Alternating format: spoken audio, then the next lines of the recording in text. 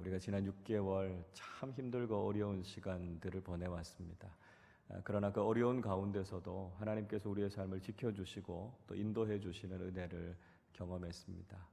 이번 하반기도 만만치 않은 상황 속에서 우리가 삶을 살아가지만 하나님의 특별하신 보호하심과 함께하심을 경험하게 될 줄로 믿습니다. 이 하반기 속에서 하나님께서 코로나를 종식시켜 주시고 우리의 건강과 일상과 신앙을 완전히 회복시켜 주시는 하나님의 놀라운 은혜가 우리 모두에게 가득하시기를 주님의 이름으로 축원합니다. 우리는 오늘부터 베드로전서의 말씀을 함께 나누게 됩니다. 이 베드로전서를 기록하고 있는 사람은 우리가 잘 아는 예수님의 수제자 대사도였던 베드로죠. 그리고 이 편지를 받는 사람들은 소아시아 지역, 지금의 터키 지역 곳곳에 흩어져 있는 그리스도인들이다, 이렇게 이야기하고 있습니다. 흩어진이라고 하는 헬라어 단어가 디아스포라스라고 하는 말입니다. 이 말에서부터 우리가 흔히 잘 사용하는 디아스포라라고 하는 말이 유래한 것이죠. 그들은 박해로 인해서 세계 곳곳에 흩어져 있었습니다. 주후 65년 네로 박해 때에 그리스도인들이 박해를 받고 곳곳으로 피해서 그곳에서 신앙을 지키고 있었습니다. 그 박해 가운데서도 소망을 잃고 싫지 않고 살아가기를 격려하는 차원에서 이 편지가 쓰여지고 있는 것이죠. 그들을 가리켜서 흩어진 나그네들이다, 이렇게 이야기하고 있습니다. 이 나그네라고 하는 말, 이방인들이라는 이야기죠. 또 낯선 이들, 이런 뜻입니다. 그러니까 세상에 익숙해지고 세상에 영원히 머물 사람들처럼 살아가는 것이 아니라 이 세상에서는 낯선 사람으로 잠깐 머물다가 본향을 향해서 가고 있는 천국의 순례자들로 살아가는 사람들이 바로 그리스도인이어야 된다라고 하는 것을 베드로가 이야기하고 있는 것이죠. 자, 이 편지를 받고 있는 수신자들, 구체적으로 어떤 사람들이었을까요? 우리 2절 말씀을 한 번 더 같이 읽어보겠습니다. 곧 하나님 아버지의 미리 아심을 따라 성령이 거룩하게 하심으로 순종함과 예수 그리스도의 핏부림을 얻기 위하여 택하심을 받은 자들에게 편지하노니 은혜와 평강이 너희에게 더욱 많을지어다. 사도 베드로는 이들이 삼위일체적인 구원을 경험한 사람들이다, 이렇게 이야기하고 있죠. 하나님의 미리 하심, 성령의 거룩하게 하심, 그리고 예수 그리스도의 핏부림을 통해서 택함을 받고 구원받은 사람들이다 이야기하고 있습니다. 그러니까 자신들의 힘이나 노력, 의로 구원을 받은 것이 아니라 철저하게 삼위일체 하나님의 구원의 사역을 통해서 그들이 영원한 생명을 얻게 됐다는 거죠. 그래서 그 구원에 대한 감사, 그 구원에 대한 감격을 가지고 살아갈 것을 이야기하고 있습니다. 그래서 이 땅을 살아가는 동안 그 분명한 구원의 진리를 붙잡고 나를 택해 주시고 구원해 주신 하나님의 은총과 평강 가운데서 살아갈 것을 축복하고 있습니다. 베드로는 그들에게 주어져 있는 소망이 무엇인가를 이야기하지요. 3절을 보십시오. 우리 주 예수 그리스도의 아버지 하나님을 찬송하리로다. 그의 많으신 긍휼대로 예수 그리스도를 죽은 자 가운데서 부활하게 하심으로 말미암아 우리를 거듭나게 하사 산 소망이 있게 하시며, 이렇게 이야기하고 있습니다. 그들이 가지고 있었던 소망의 핵심은 바로 부활의 소망이었습니다. 하나님 아버지께서 예수 그리스도를 죽은 자 가운데서 부활시키신 것처럼 그들에게도 바로 이런 부활의 소망이 있다는 거죠. 왜 이런 부활의 소망을 이야기하고 있을까요? 그들이 지금 순교의 위기 가운데 있었기 때문입니다.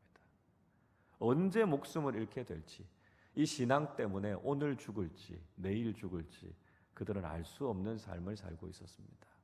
그러나 그들이 언제 이런 위기와 순교를 당한다 할지라도 그들에게 결코 빼앗을 수 없는 소망은 하나님 나라에서의 부활의 소망이라는 것이죠. 그래서 이런 박해와 핍박을 끝까지 견디고 분명한 부활의 소망 가지고 그 믿음을 잘 지키라. 베드로가 지금 그렇게 권면하고 있습니다. 그들이 가지고 있는 소망은 어떤 소망입니까? 4절이 이렇게 다시 한번 이야기하지요. 썩지 않고 더럽지 않고 쇠하지 아니하는 유업을 잊게 하시나니 곧 너희를 위하여 하늘에 간직하신 것이라 말씀하고 있습니다. 그들이 가지고 있는 소망이 무엇입니까? 하늘에 간직된 소망이라는 것입니다. 그 소망은 썩지도 않을 것이고 더럽혀지지도 않을 것이고 쇠하지도 사라지지도 않는 소망이라는 것이죠. 이 땅의 유한한 소망이 아니라 하나님 나라의 영원한 소망이 있기 때문에 비록 이 세상의 가치를 소유하지 않을지라도, 이 세상에서 고난과 핍박이 있을지라도 우리의 믿음을 굴하지 않고 믿음으로 승리하는 삶을 살아갈 수 있다는 것을 다시 한번 확인시켜 주고 있습니다. 여러분, 우리가 이 땅을 살아가는 동안 우리의 정체성이 무엇인지, 우리가 가지고 있는 소망의 근거가 무엇인가라고 하는 것을 우리는 분명히 다시 확인해야 된다는 것이죠.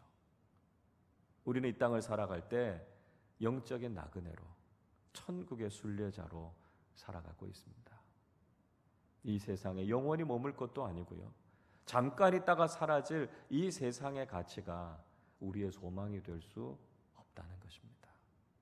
우리는 지금도 천국을 향해 가고 있는, 본향을 향해 가고 있는 영적인 순례자임을 잊지 말고 결코 사라지지 않을, 빼앗기지 않을 영원한 하나님 나라의 소망을 가지고 살아가는 우리 모두가 되시기를 주님의 이름으로 축원합니다.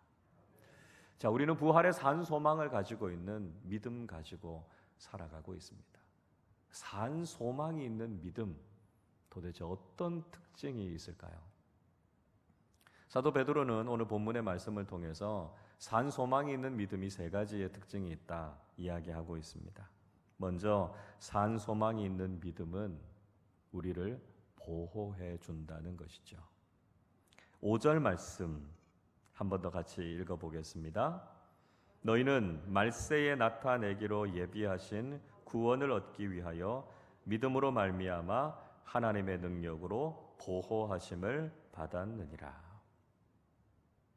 베드로는 말세에 나타날 하나님의 구원에 대해서 기대할 것을 이야기하고 있습니다. 그러니까 우리의 믿음의 마지막은 하나님 나라에서의 구원이라는 것이죠. 그리고 우리의 신앙생활은 그 구원을 향해서 가고 있는 여정이라는 것입니다. 우리의 믿음의 삶의 여정 속에서 우리가 경험하게 되는 것이 무엇입니까? 믿음으로 하나님의 능력으로 우리를 보호해 주시는 은혜를 경험한다는 것이죠. 여러 가지 고난이 있지만, 시련이 있지만 우리가 믿음을 가지고 살아간다고 할 때 하나님께서 우리를 보호해 주시는 것을 경험하게 된다는 것입니다. 이미 여러 번 말씀드렸습니다만 우리가 믿음 가지고 살아간다고 해서 아무런 문제도 없고 아무런 시련도 없는 것이 아니다라고 하는 것이죠. 여러분, 그렇다면 우리가 믿음을 가지고 살아가는 영적인 유익이 뭘까요? 고난이 있지만, 어려운 일들이 있지만 하나님께서 우리를 보호해 주시는 은혜를 경험하게 된다는 것이죠. 6절 말씀도 보십시오. 그러므로 너희가 이제 여러 가지 시험으로 말미암아 잠깐 근심하게 되지 않을 수 없으나 오히려 크게 기뻐하는도다 말씀하고 있습니다. 우리가 살아가는 동안 여러 가지 고난과 시험 때문에 우리에게도 근심이 있을 겁니다. 그러나 그 근심이 길지 않다는 거예요. 영원하지 않다는 거예요. 잠깐은 그것 때문에 어려워할 수 있지만 그러나 그 속에서도 우리를 보호해 주시고 우리의 믿음의 여정 가운데 동행하시는 하나님을 경험하면서 우리가 오히려 기뻐하게 된다는 것이죠. 저는 우리의 삶에 아무런 고난이 없다고 말씀드리고 싶은 마음이 있습니다. 그러나 그건 진리가 아니기 때문에 그렇게 말씀드릴 수는 없습니다.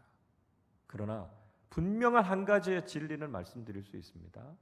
비록 우리의 인생에 고난이 있을지라도 우리는 믿음으로 하나님의 특별하신 보호하심을 경험하면서 살아가게 될 줄로 믿습니다. 믿음의 자녀들을 그 날개 아래 품으시고 보호하시는 하나님의 보호하심 가운데 살아가는 우리 모두의 삶이 되실 수 있기를 바랍니다. 둘째로, 산 소망이 있는 믿음은 우리를 연단한다는 것입니다. 7절 말씀 같이 읽어보겠습니다. 너희 믿음의 확신함은 불로 연단하여도 없어질 금보다 더 귀하여 예수 그리스도께서 나타나실 때에 칭찬과 영광과 존귀를 얻게 할 것이니라. 베드로는 우리의 믿음이 반드시 이 연단의 과정을 거친다, 이렇게 이야기하고 있습니다. 하나님께서 우리의 믿음을 연단하시는 이유가 뭘까요? 우리의 믿음을 연단하시는 이유는 우리의 믿음이 확실한 믿음, 진짜 믿음이 되기 위해서다 하는 거죠. 7절 앞부분 보시면 너희 믿음의 확실함은 이야기하고 있습니다. 하나님께서 우리의 믿음을 연단하셔서 우리 믿음이 흔들림 없는 확실한 믿음인가, 우리의 믿음이 진짜 믿음인가, 그걸 보시기 원하신다는 거죠. 우리가 흔히 이런 이야기 하죠. 어려울 때 친구가 진짜 친구다, 그런 이야기 합니다. 어렵고 힘든 상황 속에서도 우정을 지킬 수 있을 때 그 우정이 진짜 우정이죠. 여러분, 우리 믿음도 마찬가지입니다. 평소에는 우리가 다 좋은 믿음 가지고 있는 것처럼 보입니다.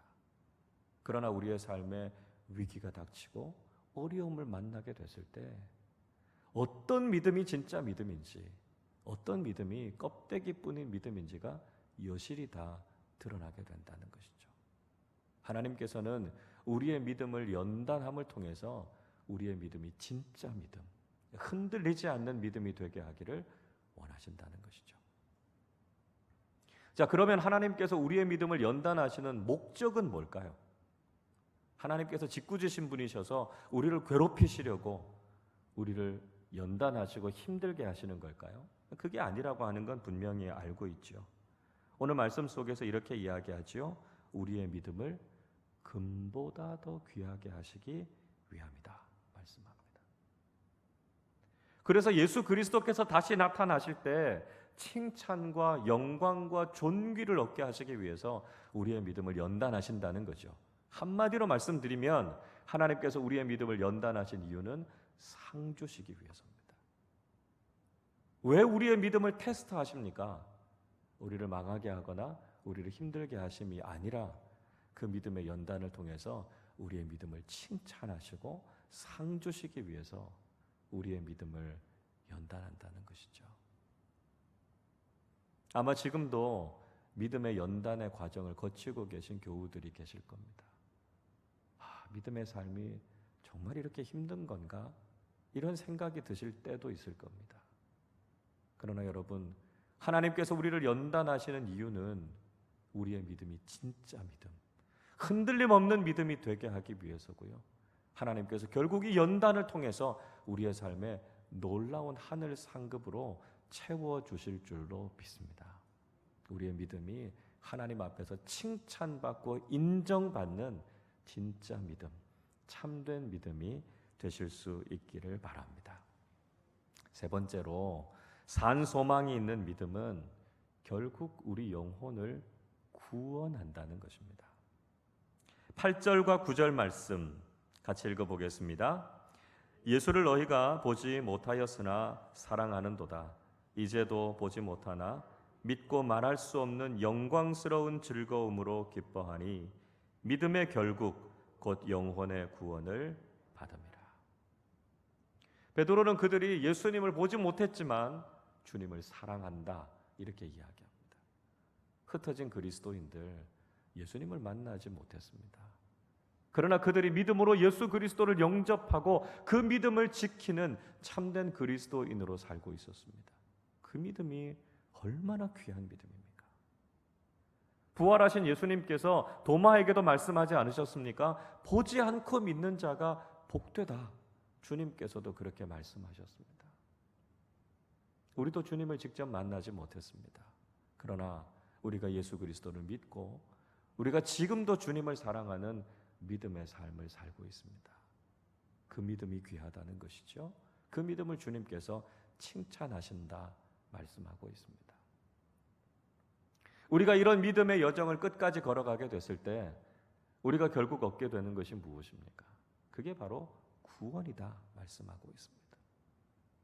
이 믿음의 여정이 끝나는 바로 그곳에 구원이 있고요, 하나님 나라의 영생이 있다는 것입니다. 우리가 믿음의 삶을 끝까지 살아가게 됐을 때 우리는 세상 그 무엇과도 비교할 수 없는 하나님 나라의 영생을 축복으로 가질 사람들이라는 것이죠. 우리는 죽음을 향해 가는 사람들이 아니라 영원히 살 사람들입니다. 세상 사람들처럼 세상의 좋은 것들, 많은 것들 가지고 누리면서 살아가지만 결국 죽을 사람들이 아니라 세상에서 보기에는 아무것도 없는 것 같고 보잘것없는 인생을 살아가는 것 같지만 믿음의 결국 영혼의 구원과 천국의 그 분명한 축복을 누리며 살아가야 될 사람들이 바로 우리라는 것이죠. 우리가 이런 인생의 결론, 이런 믿음의 결론을 분명히 알고 있기 때문에 세상 속에서 결코 절망하거나 낙심하지 않는다는 것이죠. 우리는 끝을 알고 있으니까요. 그 끝이 얼마나 영광스럽고 복되다라고 하는 것을 알고 있기 때문에 하루하루의 삶이 아무리 힘겹고 어려울지라도 우리는 기쁨과 소망 가운데 이 땅을 살아가게 된다는 것이죠. 사도 베드로는 계속해서 믿음의 사람들이 이 구원에 대해서 연구하고 또 실행했다 이렇게 이야기하고 있습니다. 10절의 말씀 보십시오. 이 구원에 대하여는 너희에게 임할 은혜를 예언하던 선지자들이 연구하고 부지런히 살펴서 이렇게 이야기하고 있습니다. 이 구원의 진리는 믿음의 조상들, 많은 예언자들이 이미 연구하고 살핀 내용이라는 것이죠. 그렇게 해서 이 구원의 진리가 무엇인가라고 하는 것을 우리에게 아주 자세하게 들려주고 있지 않습니까? 그것이 기록된 것이 바로 성경의 말씀이죠. 우리가 믿음의 삶을 살아가는 동안에도 여러 가지 우리의 믿음이 흔들릴 만한 상황을 만나게 될 수 있습니다. 삶의 회의가 느껴질 수도 있고요, 우리의 믿음이 연약해지고 신앙이 침체될 때도 있습니다. 그때 우리가 어디로 돌아가야 합니까? 성경으로 돌아가야 한다는 거죠. 우리에게 들려주고 있는 이 구원의 진리로 다시 한번 돌아가야 된다는 것입니다. 우리의 믿음의 끝, 우리가 결국 이 영광스러운 구원을 얻게 될 것을 생각하면 다시 한번 우리 안에 신앙의 열정이 일어나게 되는 것이고요, 다시 한번 우리가 분명한 하늘 소망을 가지고 살아가게 된다는 것입니다. 우리의 믿음의 여정의 끝에 하나님께서 우리에게 주실 구원, 영원한 생명이 있음을 다시 한번 굳게 믿고 하루하루 이 빼앗을 수 없는 소망과 구원의 축복을 바라보며 살아가는 우리 모두가 되어야 할 줄로 믿습니다. 우리 7월 한 달을 시작합니다. 이 한 달을 살아가는 동안에도 다시 한번 우리가 하나님 나라의 순례자임을 잊지 않고 이 세상 속에서도 말씀을 따라 믿음으로 살아가는 우리 모두가 되실 수 있기를 바랍니다. 우리의 인생 믿음의 여정입니다. 그 믿음 가지고 우리가 인생을 살아갈 때 그 믿음이 우리를 보호해 줄 것이고 그 믿음이 우리를 연단할 것이고요, 그 믿음이 결국 우리에게 놀라운 구원의 축복을 허락해 주실 줄로 믿습니다.